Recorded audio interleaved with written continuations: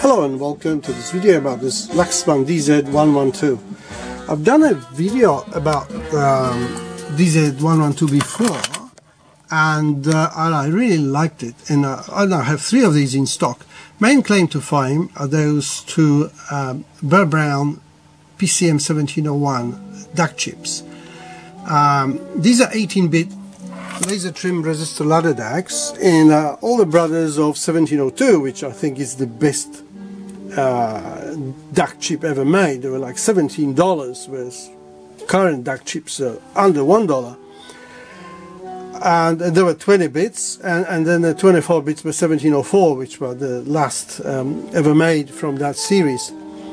And other than that, it has a KSS 152 laser, very competent unit, and it has, you know, premium features like there's a motor there for driving the variable output, and also it has a fade in, fade out, a very fancy display. I'm not going to show you the display, but I've done it in the previous video, and you know, you can adjust it, and there's plenty of buttons adjusted. I mean, displayed. I think it is the intensity, buttons for tracks and stuff like that.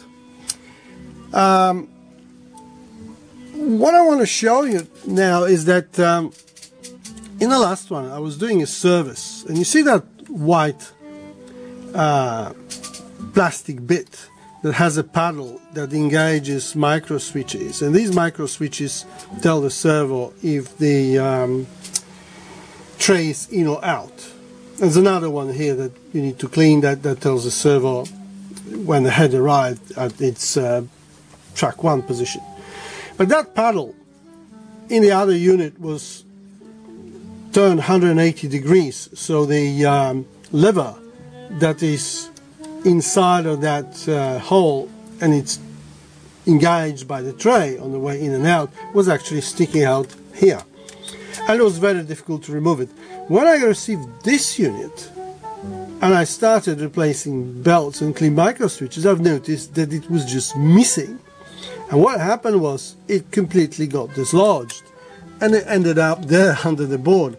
So if you ever pick up one of those units cheap, and you can, that is obviously a thing to look for.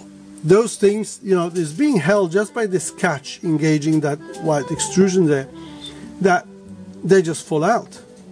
And obviously in the previous unit somebody fitted it incorrectly, and then it jams. It's very difficult to remove it once it's fitted, you know, in its wrong position when it's flipped. Maybe the shaft is tapered, or I don't know what, but it is hard. Believe me, I was afraid I'm going to break something. Once you break a little plastic bit like that, well, the player is really a throwaway. So that's all, folks. Just remember to just push it in if you find it inside of the player, and it will be as good as new. This is, you can see it's as clean as out of the factory, and I made it work before, and it works fine. You know, I'll check the laser power afterwards. There is the famous 22 ohm resistor that is normally found in Sony players, so you just measure voltage drop on that with your multimeter on voltage scale, and then there is a printout on the head which tells you, you know, how many. I think it says now 615 on it. Yeah, so you divide 615 by 22, and then you know, well, I'm talking rubbish. You divide the current that you measured by across the 22 ohm resistor, and then you compare it to the 61.5 milliamps, you know, and it cannot be larger than 10 milliamps, but I'm sure there will be no more than 1 milliamp more, because lasers hardly ever wear out. Everything else goes wrong in CD players, but normally lasers do not, unless somebody stuffs around with them and you know, cranks up the power when they don't read.